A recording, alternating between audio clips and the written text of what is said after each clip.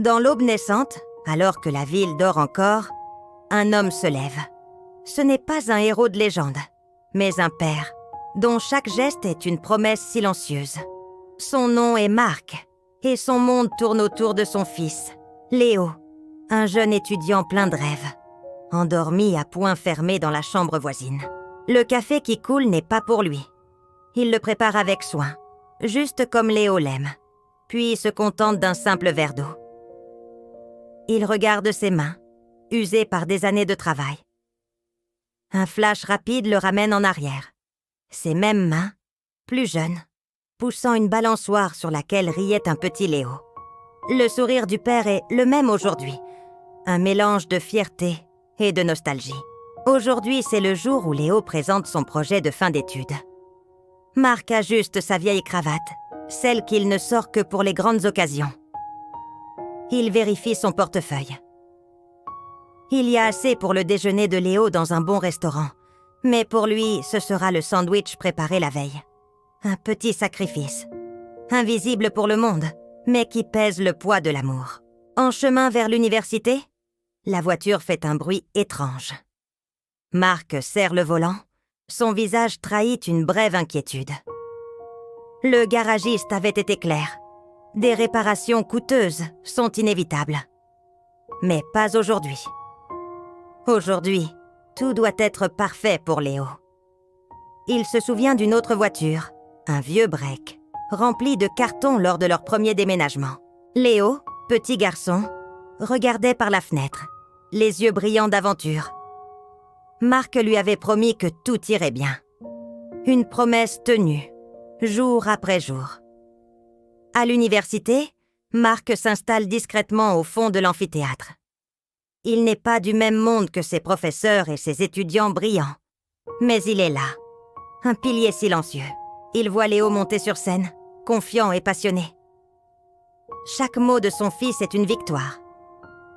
Un souvenir remonte. Léo, apprenant à faire du vélo, tombant et se relevant, le regard fixé sur son père qui l'encourageait. Encore une fois, champion. Tu y es presque. La présentation est un triomphe. Les applaudissements résonnent, mais pour Marc, le seul son qui compte est la fierté qui bat dans sa poitrine. Il voit Léo le chercher du regard dans la foule. Leurs yeux se croisent. Dans ce simple échange, il n'y a pas besoin de mots. Tout est dit. L'amour, la gratitude, la reconnaissance d'une vie de dévouement. Plus tard, au restaurant, Léo insiste pour payer. Il sort sa première carte de crédit, obtenue grâce à un stage.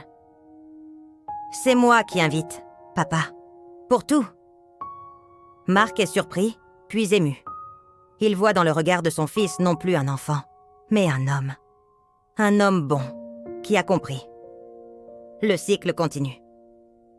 Sur le chemin du retour, le silence dans la voiture est confortable.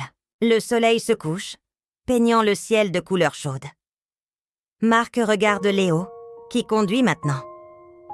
Il se souvient de la première fois qu'il a tenu son fils dans ses bras, une petite chose si fragile.